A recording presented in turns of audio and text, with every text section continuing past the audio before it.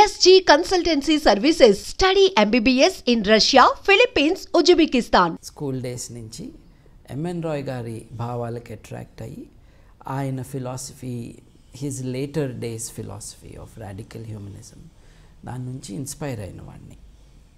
Party politics అన్నవి ప్రజల యొక్క స్వేచ్ఛని హరించేవి అన్న ఆ అండర్స్టాండింగ్ నాకున్నది. అంటే సర్వసత్తాకత అన్నది, సావరెనిటీ అన్నది it should remain with the individual. ప్రజాస్వామ్యం అంటే ఏంటండి? ప్రజలు స్వాములుగా ఉండాలి అని అర్థం. But parliamentary democracy also is not adequate. It is not true democracy. ఎందుకంటే ప్రజలు తమ సావరెనిటీని ఇంకెవరకు అప్పజెప్తున్నారు.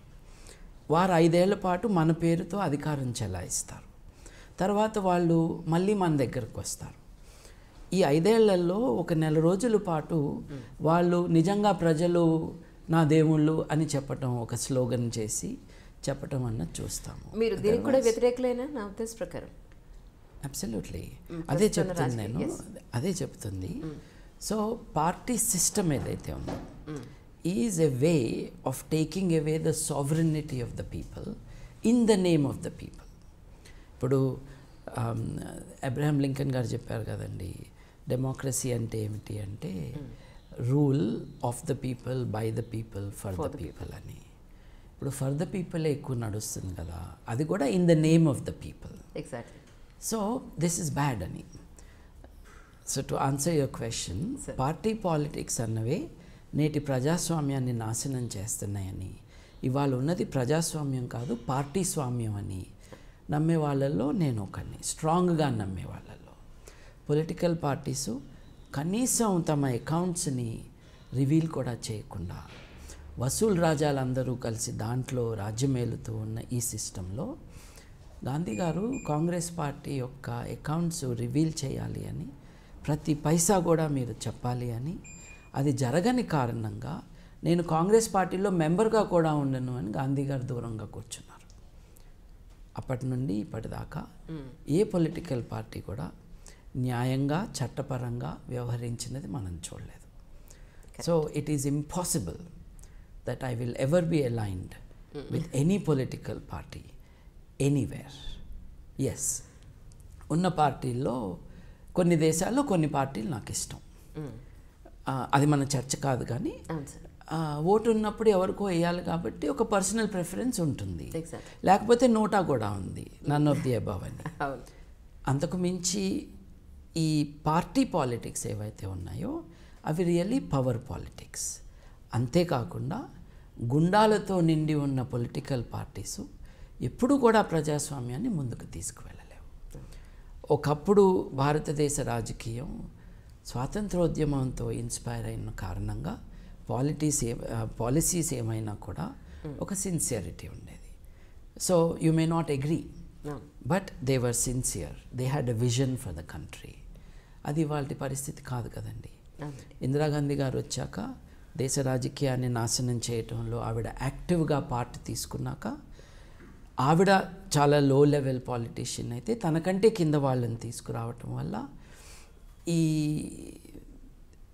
ఏ వర్డ్స్ యూజ్ చేయాలో బట్ స్ట్రాంగ్ మెన్ అందరినీ తీసుకురావటం, వాళ్ళని పాలిటిక్స్లో దింపటం ద్వారా షీ ఇనాగరేటెడ్ దిస్ డౌన్ఫాల్. అసలు ఈవిడ్ని కూర్చోబెట్టడానికి కూడా నెహ్రూ గారి పాత్ర ఉన్నది. So these have been bad developments. I'm not party to such things at all. అంటే ఇప్పుడు అంటే సామాన్యుని ప్రజల మనసులో ఉండే డౌట్ మాత్రమే ఇది. అంటే వాళ్ళకి క్లారిటీ కోసం అని చెప్పిన క్లారిఫికేషన్ కోసం అని అడుగుతున్నాను. అంటే గోగినేని బాబు గారు ఇంత వెల్ ఎడ్యుకేటెడ్, యుఎస్లో కూడా చాలా మంచి పొజిషన్లో, చాలా ఆర్థికంగా చాలా స్ట్రాంగ్గా ఉన్న పర్సన్, యూకేలో. యా. అయితే ఇక్కడికి భారతదేశానికి వచ్చిన తర్వాత, మన హైదరాబాద్కి వచ్చిన తర్వాత ఈ పనులు, ఇప్పుడు సమాజంలో ఎన్నో ఇష్యూస్ జరుగుతున్నాయి, అందరూ చూసి ఇలా జరుగుతోందా అని చెప్పని చూసి విని వెళ్ళిపోతున్నారు, లేకపోతే పేపర్లో చదివి. మీరు మాత్రమే ఫైట్ చేస్తున్నారు. దీనివల్ల మీకు ఎంతో డబ్బు ఖర్చు, సమయం చాలా గడిచిపోతూ ఉంటుంది.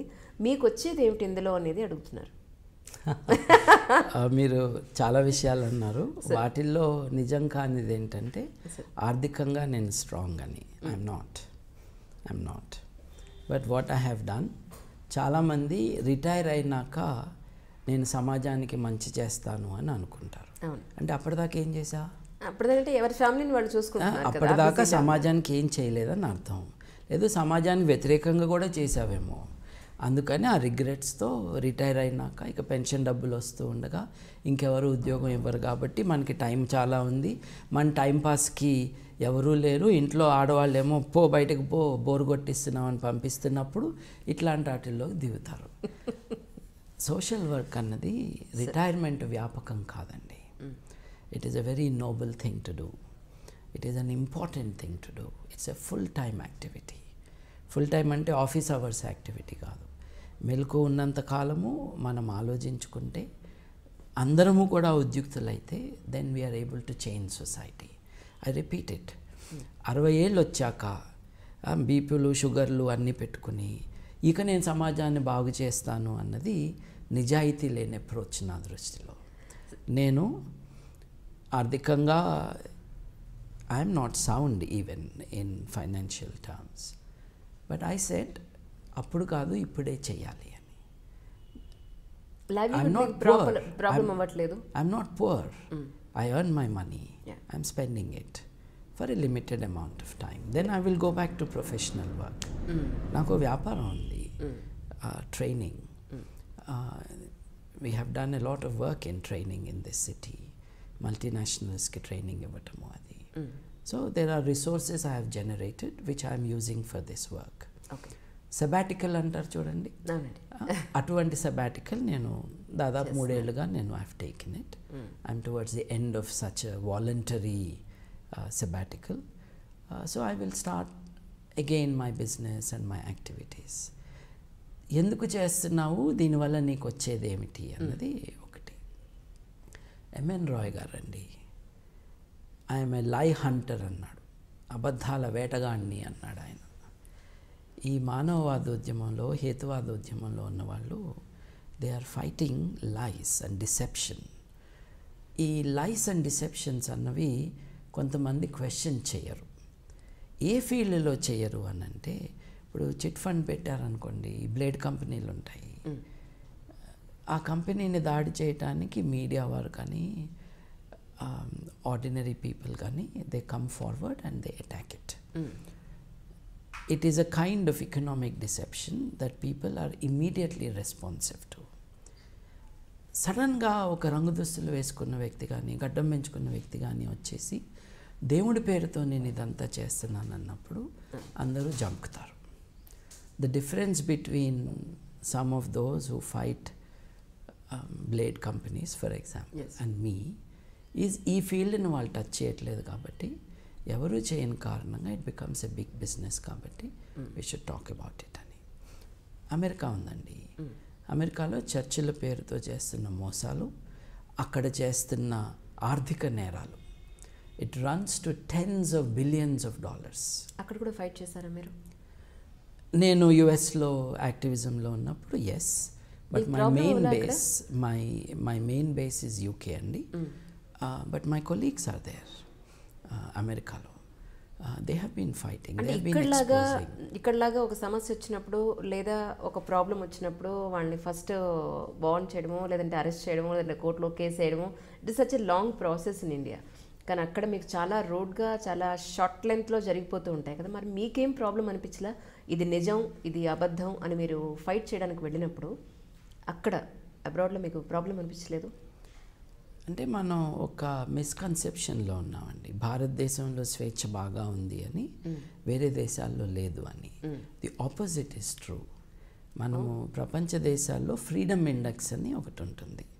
అంటే మానవ హక్కులు which are the ones that are available, specially civil liberties, freedom of speech or జర్నలిస్టులకు ఉన్న సేఫ్టీ కానీ, లాస్ ఎట్లా ఉన్నాయి, do they restrict you from speaking or not. అట్లా చూసుకుంటే అమెరికాలో freedom of speech is nearly absolute. మనం ఏదైనా అనొచ్చు, ట్రంప్ని అనొచ్చు, ఎవరినైనా అనొచ్చు. చాలా తక్కువ లెవెల్లో రెస్పాన్స్ మనల్ని డ్యామేజ్ చేసినట్టుగా ఉంటుంది. Individuals may respond but the system will not touch you. యూకేలో కూడా అంటే defamation laws are dangerous in UK. రష్యాలో ఇద్దరు పోట్లాడుకుని యూకేలో కేసు పెట్టుకుంటారు, ఎందుకంటే అక్కడ చట్టం గట్టిగా ఉంటుంది. బాగుంది. అది అట్లా ఉంటుంది. ఫ్రాన్స్లో నేను పబ్లిక్ స్పీచ్ ఇస్తూ, it was one of the biggest speeches I have given. Big అంటే in terms of audience, people over there. ఒక 15,000 మంది ఉన్నారు ఆడియన్స్గా. మామూలుగా వెస్టర్న్ కంట్రీస్లో 100 మంది మీ మీటింగ్కి వచ్చారంటే అబ్బా ఎంత గొప్ప మీటింగ్, ఎంత పెద్దది అని అనుకుంటాం. అలాంటిది 15,000 మంది వచ్చారండి. ఇటలీలో ఒకసారి అటువంటి మీటింగ్ అడ్రస్ చేశాను. అక్కడ వెయిట్ గురించి మాట్లాడారు సార్ మీరు? అదేనండి చెప్తున్నాను. దేర్ ఐ అక్యూజ్డ్, నేను ఫారినర్ని, ఫ్రాన్స్లో పబ్లిక్ మీటింగ్లో I accuse the president of France for high treason. High treason అంటే దేశం యొక్క సమగ్రతకి వ్యతిరేకంగా పనిచేస్తున్న వాడివి నువ్వు అని ఆ దేశాధ్యక్షుడిని, ప్లాస్ ద లా రిపబ్లిక్ అంటే ప్యారిస్లో సెంట్రల్ పార్ట్ ఆఫ్ ప్యారిస్, అంత పెద్ద మీటింగ్లో టీవీల వాళ్ళందరి ముందు నేను అన్నాను. నా మీద చర్యను తీసుకోలేదు. అంటే యాజ్ అన్ ఇండియన్ మీరు అక్కడికి వెళ్ళి వాళ్ళ దేశ కాలమాన పరిస్థితుల్ని పాయింట్అవుట్ చేస్తున్నప్పుడు కూడా మీకు ప్రాబ్లం రాలేదా అక్కడ? అవి లార్జ్లీ ఫ్రీ కంట్రీస్ అండి. Okay. And the point was not a personal attack. ఇప్పుడు ఫ్రాన్స్లో సెక్యులర్ వ్యవస్థ ఉంది. అక్కడ లయిసితే అంటారు.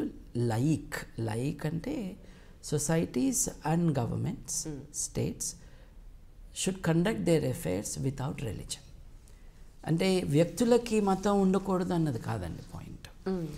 రాజ్యానికి అట్లాగే సమాజంలో సోషల్ మ్యాటర్స్లో మతం అన్నది ఉండకూడదు అని, దాన్ని వీకెండ్ చేయడానికి ప్రయత్నం చేస్తూ ఉన్నాడు ప్రెసిడెంట్ సార్కోజీ గారు.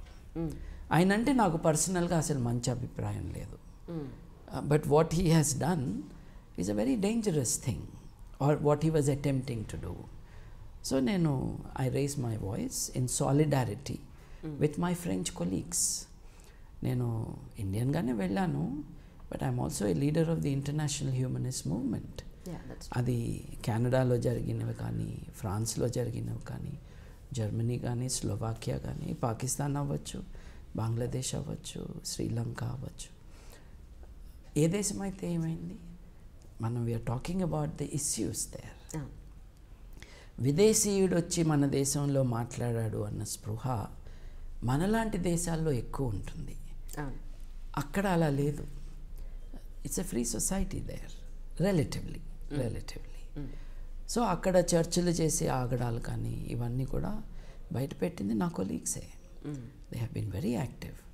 ఈ దొంగ పాస్టర్లు వీళ్ళు చేసే మోసాలు, హిడెన్ కెమెరాస్ పెట్టుకుని స్టింగ్ ఆపరేషన్స్ చేసి వాళ్ళని బయట పెట్టడము, this is a regular activity for the sceptic rationalist movement in the western society. అక్కడ ఆ దేశాల్లో డామినెంట్ ఫోర్స్ క్రిస్టియానిటీ కాబట్టి శక్తి తగ్గిపోతూ ఉన్నా కూడా the dominant force is Christianity there. కాబట్టి వాళ్ళ ఫోకస్ అక్కడ it is on the deception. ఇప్పుడు ఈ tens of billions of dollars revenue ఈ ఇండివిజువల్ చర్చెస్కి వస్తూ ఉంటుంది.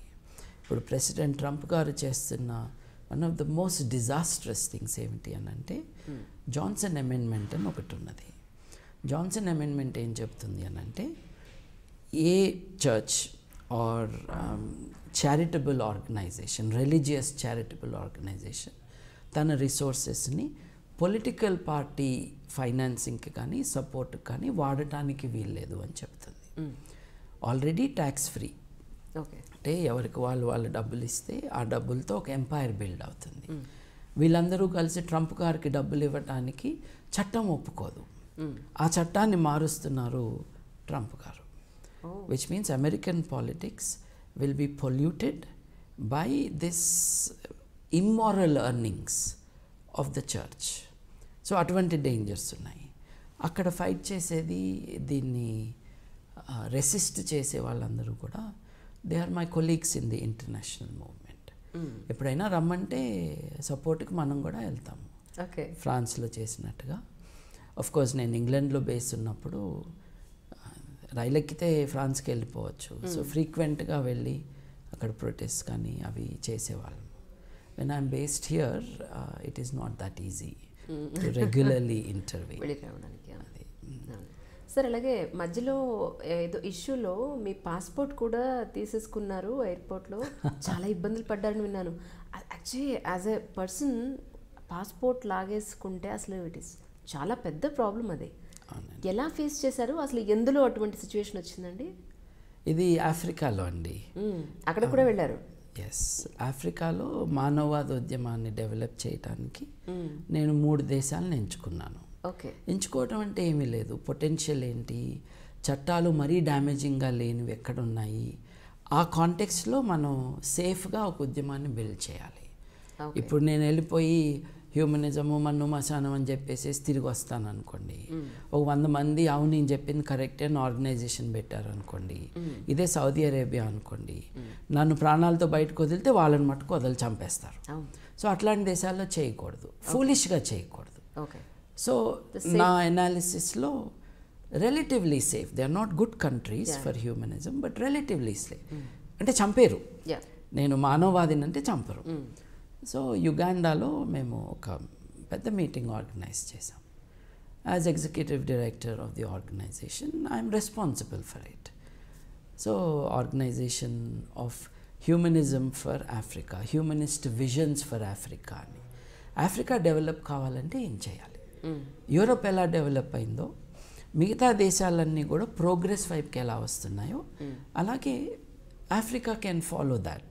యుగాండా చాలా ఆర్థికంగా వెనకబడిపోయిన ప్రాంతం రిలేటివ్లీ అండి, but it's not dying of hunger. It is okay, broadly okay. So యుగాండాలో humanist visions for Africa, Africa నుంచి చాలా దేశాల నుండి they came to that. Tanzania నుంచి వచ్చారు, రువాండా నుంచి వచ్చారు. సక్సెస్ అయిందండి అది మీరు వెళ్ళిన? It was a grand success అండి. అయితే ఏమైందంటే end of the third day, second day of the conference, audience నుంచి ఎవరో క్వశ్చన్ అడిగారు. ఏమని అడిగారంటే సెక్షువల్ ఆటానమీ గురించి మీ అభిప్రాయం ఏమిటి అని. I was not the speaker, I was not even the chairperson, ఆడియన్స్లో ఉన్నాను నేను, ఇంకెవరో కండక్ట్ చేస్తున్నాను. జిమ్ హెరిక్ అని ఒక colleague, he is an editor, a journalist and an intellectual from UK. Jim Herrick దీనికి ఆన్సర్ చెప్పాడు. ఎవరు కూడా ఇంకొకరి సెక్షువల్ ఓరియంటేషన్ కారణంగా డిస్క్రిమినేట్ చేయడానికి వీల్లేదు అని. ఆ గ్రూపులో ఉన్న ఒక లేడీ అయితే హోమోసెక్షువాలిటీని మీరు సపోర్ట్ చేస్తారా అని అడిగింది. So typical question.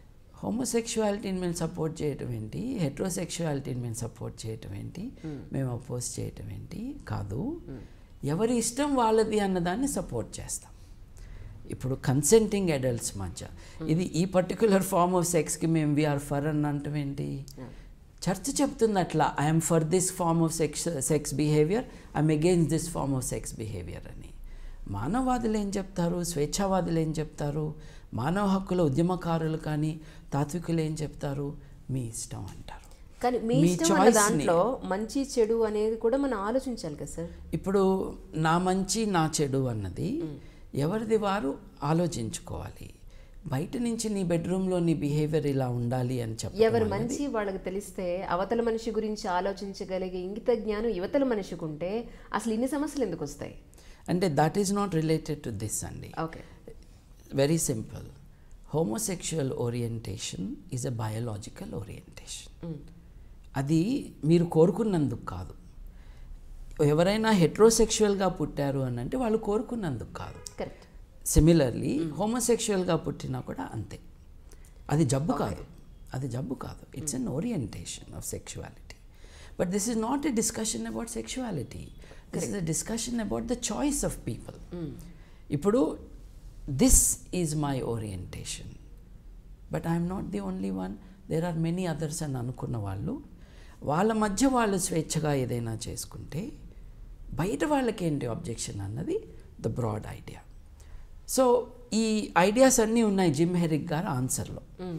Gym Herrick గారు we are not supporting one or the other, it is for the freedom of the individuals that we stand అని ఆయన చెప్పారు. అది అయిన తర్వాత ఆ సెషన్ అయిపోయింది, అందరు చప్పట్లు కొట్టారు.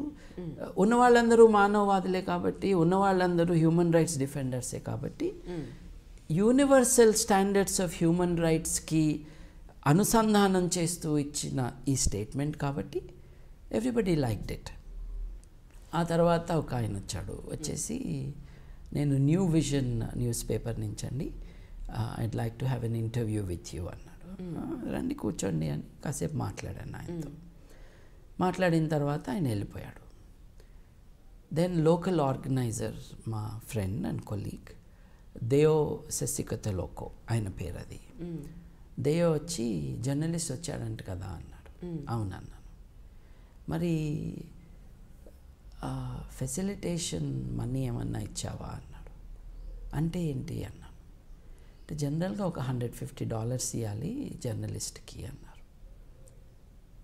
ఎందుకు అన్నాను. అంటే ఇక్కడ జర్నలిస్ట్ ఎక్స్పెక్ట్ దట్ అని అన్నాడు. మీకు వ్యతిరేకం అది యాక్చువల్లీ. నాకు తెలిసినా కూడా నేను ఇచ్చుండేవాడిని కాదబ్బా అన్నాను నేను. సర్లే వెళ్ళిపోయాడు కదా సర్లే అన్నాడు. $150 ఈజ్ ఎ లాట్ అండి. నిజానికి ఎగ్జాక్ట్లీ ఇట్లాంటి ట్రిక్ నాకు ఇండియాలో కూడా ఒక జర్నలిస్ట్ ట్రై చేశాడు, ఒక గ్రూప్ ఆఫ్ జర్నలిస్ట్. నా వ్యాపారాన్ని నేను లాంచ్ చేసినప్పుడు కావాలని నా పేరు హైలైట్ చేయకుండా నా బిజినెస్ పేరే హైలైట్ చేసి ఒక ప్రెస్ రిలీజ్ ఇచ్చాను. కానీ ఎక్కడో నా పేరు చూసి ఒక 10 మంది జర్నలిస్టులు వచ్చారు. దాంట్లో ఇంటర్వ్యూలు అయిపోయినాయి, అంతా అయిపోయినాయి. ఒక 3 మట్టుకు వెళ్ళట్లేదు, రూమ్లోనే ఉంటున్నారు. సరే వాళ్ళ కాఫీలు ఇచ్చాము, సమోసాలు అయిపోయినాయి, ఇంకా వెళ్ళరేంటిళ్ళు అని ఒక అనుమానం మనసులో. ఆ 3లో ఒక ఆయన వచ్చి, సార్ వాళ్ళు ఎందుకు వెళ్ళట్లేదో తెలుసా అన్నాడు. అంటే తెలీదు అన్నాను. They are expecting something sir అన్న. అంటే మా అబ్బాయి బర్త్డే పార్టీకి రిటర్న్ గిఫ్ట్స్ అన్నీ ఉంటాయండి, ఇదేం బర్త్డే పార్టీ కాదు కదా, అయినా మాకు అలవాట్లేదండి.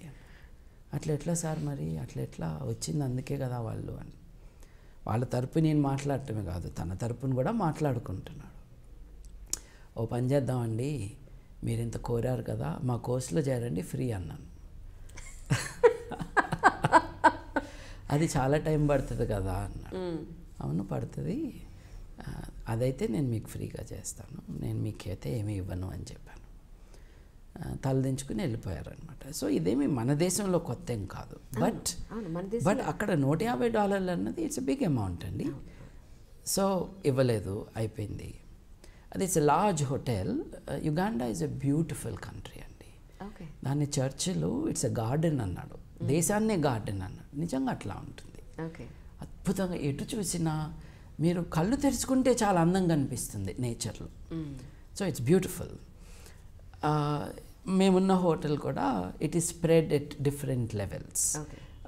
చిన్న గుట్టలాగా ఉంటుంది, అక్కడ ఒక రూము, లంచ్కి ఇంకొక చోట అట్లా అనమాట. కానీ ఒకటే కంప్యూటర్. ఇది 2004లో. ఇంకా యుగాండాలో internet was not widely available. So మనకి ఈమెయిల్స్ కావాలి, అప్పుడు సోషల్ మీడియా ఏమీ లేదు, ఈమెయిల్సే. అందరికంటే ముందెళ్తే మనం క్యూలో నుంచోకుండా మనం యాక్సెస్ చేసుకోవచ్చు. కానీ పొద్దున్న 4 లేచి నేను రిసెప్షన్ దగ్గరికి వెళ్ళాను టు గెట్ మై ఈమెయిల్స్. కూర్చొని వర్క్ చేసుకుంటుంటే 4:30కో 5కో చాలా గట్టి బూట్ల శబ్దం వినిపిస్తుంది నా వెనక. చూస్తే మిలిటరీ కట్లో ఉన్నారు, నైస్ స్ట్రాంగ్ పీపుల్. యుగాండాలో పోలీసులను చూస్తేనే భయం వేస్తుందండి. Really strong. వాళ్ళు ప్రిజన్కి తీసుకెళ్లే పాపులేషన్ని వ్యానుల్లో మనం గేదెలను ఎట్లా ప్యాక్ చేసి తీసుకెళ్తామో అట్లా ప్యాక్ చేసి తీసుకెళ్ళడం కూడా చూసాం. So I had a sense, ఇది పోలీస్ వాళ్ళే వీళ్ళు అని, వాళ్ళ way of talking. What is this international humanist and ethical union man అన్నాడు అనమాట అక్కడ రిసెప్షనిస్ట్తో. వామ్మో ఇదేదో మనకే ఉంది టార్గెట్ అని చూస్తున్నాను.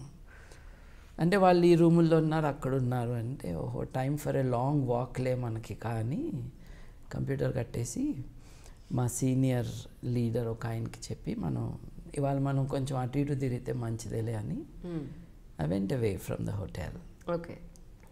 ఆ మాత్రం తెలివి ఉండాలిగా, చూసాము, మన పేరు గట్టిగా చెప్పటం విన్నాము. సో నేను సాయంత్రం దాకా రాలేదు.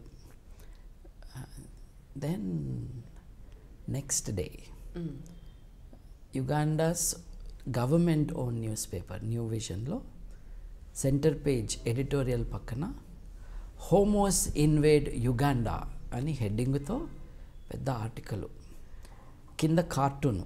కొన్ని రోజుల్లో Commonwealth heads of government conference జరగబోతుంది. ఈ కాన్ఫరెన్స్ ముందు వచ్చారు కాబట్టి వదిలేస్తున్నాము, ఈ కాన్ఫరెన్స్ అయినాక పెట్టండి మీ సంగతి తెలుస్తామని కార్టూన్లో వార్నింగ్. వామ్మో ఇది చాలా డేంజర్గా ఉంది కదా అని. It's obvious. ఇప్పుడు when the government own news paper falsely, ఇప్పుడు humanist went Uganda, not homosexuals. It is not a homosexual conference. It is a conference on a vision of freedom for Africa, not only Uganda. That was the plan, that was the idea, that was the agenda. So, 3 రోజులు కూడా మేము చర్చించుకుంది ఏంటంటే ఆర్థికంగా అలాగే తాత్వికంగా మానవ హక్కుల రూపంలో ఆఫ్రికాలో ఏం జరిగితే బాగవుతుంది అని. ఇప్పుడు ఆఫ్రికాని ఓ పక్కన క్రిస్టియన్ దేశానికి మంచిది యాక్చువల్గా ఒక విధంగా అన్ని డిస్కషన్కి వస్తాయి కాబట్టి అట్లీస్ట్ మనం మాట్లాడటానికి వెళ్ళాం. ఇప్పుడు ఆఫ్రికాని ఒక గ్రిప్లో పెట్టుకుంటున్నది ఎవరు అని అంటే ఎవాంజలికల్ క్రిస్టియన్స్. వాళ్ళు అదంతా మతం మార్పిడి చేసుకోవడం, మార్పిడి అయిపోయింది. తర్వాత ఇప్పుడు వాళ్ళందరినీ మతి మార్పిడి చేసి మతిపోయేటట్టు చేసి వాళ్ళందరితో కూడా ఈ దొంగ వేషాలు వేయించి అన్నీ చేస్తారు. అక్కడ హత్యలు జరుగుతాయి. మన దేశంలో మోసాలే, అక్కడైతే ఏకదం హత్యలే అన్నమాట. Then there is multinationals invading. నేను యుగాండాలో ఒక స్కూల్ పెట్టిద్దాము అని ఐ మేడ్ సమ్ ఎఫర్ట్స్. అయితే ఆ స్కూల్కి ల్యాండ్ కోసం వెతకడానికి మేము వెళ్తూ ఉంటే ఒక గుట్ట చూపించి గుట్ట కొనుక్కుంటావా $10,000 అని అడిగారు నన్ను. అంటే దేశాన్ని అమ్మకానికి పెట్టారు అని అర్థం. ఇదంతా ఎవరు చేస్తున్నారు? ఈ నియో లిబరల్ పాలసీస్ కోసం, గ్లోబలైజ్డ్ క్యాపిటలిజం కోసం, క్రోనీ క్యాపిటలిజం కోసము దేశాన్ని తాకట్టు పెట్టడానికి రెడీ. ఇప్పుడు మనకి గనున వ్యాపారం ఎట్లాగో అటువంటి వ్యాపారమే అక్కడ కూడా జరుగుతూ ఉంది. So that is a situation. So ఈ greedy capitalist invasion of African countries, greedy spiritual invasion of Africa, వీటన్నిటినీ తట్టుకుని ఆఫ్రికా ఎలా పైకి రావాలి, that was the main concept. ఇప్పుడు Africa is the world's mother land. అసలు మానవాళి పుట్టిందే అక్కడి నుంచి అని అంటున్నాం. అలాంటిది ఆ తల్లి ఖండాన్ని ఇట్లా వీళ్ళు ఎక్స్ప్లాయిట్ చేయటం అన్నది తప్పు అన్నది point. So next day morning పేపర్లో వచ్చేసింది, అంతా బీభత్సం అయిపోయింది. వీళ్ళంతా వచ్చారు ఈ దేశాన్ని ఏదో చేసేస్తున్నారని. సరే ఇక కామ్ డౌన్ అయిపోయి మనం అంటే మా ఆర్గనైజర్కి కంపాలా పోలీస్ కమిషనర్ బాగా తెలుసంట. ఫోన్ చేసి అట్లా కాదు, ఈయన పేరు ఇది, ఈయన డైరెక్టరు, ఆయన పేరు అది, ఆయన ప్రెసిడెంట్, వీళ్ళ హిస్టరీ ఇది, they are not here to create any nuisance అని వీళ్ళు చెప్పటం. నో యాక్షన్ వాజ్ టేకెన్ అండి. నార్వీజియన్ అంబాసిడర్ గారు ఒక డిన్నర్ అరేంజ్ చేయటము, అక్కడికి వెళ్ళటము, ఇట్లాంటి it was a high level meeting with good connections and good result. దీని తర్వాత నైజీరియా వెళ్ళాలి. నైజీరియాకి నేను I went to Nigeria. Nigeria నుంచి ఇథియోపియాకి వెళ్ళాలి. అంటే ఈ ఆఫ్రికా ఖండానికి ఇటు సైడో దేశం అటు సైడో దేశం ఇథియోపియా ఉంది. So I finish my meetings in Nigeria. Nigeria అన్న దేశం నేను 3 సార్లు వెళ్ళానండి. గుండె చేతిలో పెట్టుకోవడం అంటారే అదనమాట. ఆ దేశంలో అంత బిక్కుబిక్కుమంటూ ఉండాలి. అందరి దగ్గర తుపాకు ఉంటుంది, మన దగ్గర తప్పించి ప్రతి ఒక్కరి దగ్గర. ఈ రోడ్డు సేఫ్, పక్కకి వెళ్ళొద్దు అంటాడు అనమాట. ఎందుకు అని అంటే అక్కడ చంపేస్తారంటారు. So it's very dangerous situation. So I went to Nigeria. అక్కడ గవర్నర్ గారు, ఆ స్టేట్ గవర్నర్ గారితో ఒక conference meeting. We had a very good conference there. Tai Solarin అని ఒక గొప్ప morally upright humanist in Nigeria. ఆయన మేఫ్లవర్ స్కూల్ అని ఒక స్కూల్ పెట్టారు. 4,000 మంది పిల్లలు ఆ స్కూల్లో. It is run along humanist lines.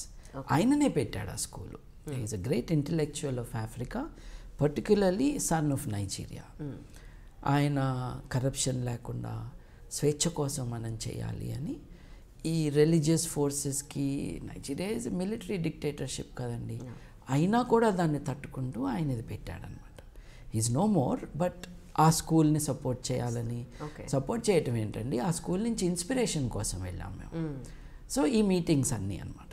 Okay, governor గారితో మీటింగ్ అయిపోయింది. తర్వాత యూ హ్యాడ్ టు గో, నన్ను ఇంటర్వ్యూకి పిలిచారు. సో ఐ విల్ గో అని కార్లో వెళ్తున్నాం అనమాట.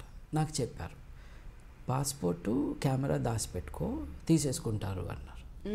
వామ్మో ఇదేం దేశం రా బాబు, వాళ్ళ గవర్నర్ని కలిస్తే వాళ్ళ గవర్నమెంట్ బ్రాడ్కాస్ట్ ఆర్గనైజేషన్లో ఇంటర్వ్యూకి వెళ్తున్నాము, దారిలో పోలీసాడు నిన్ను మోసం చేస్తాడు, పోలీసాడు నిన్ను దోచుకుంటాడంటే ఎట్లా అండి. అయినా సరే చెప్పారు కాబట్టి పాస్పోర్టు ఇవి అన్నీ దాచుకుని వెళ్తూ ఉన్నాము. దారిలో ఆపేశారు. ఆపేసేసి ఏంటి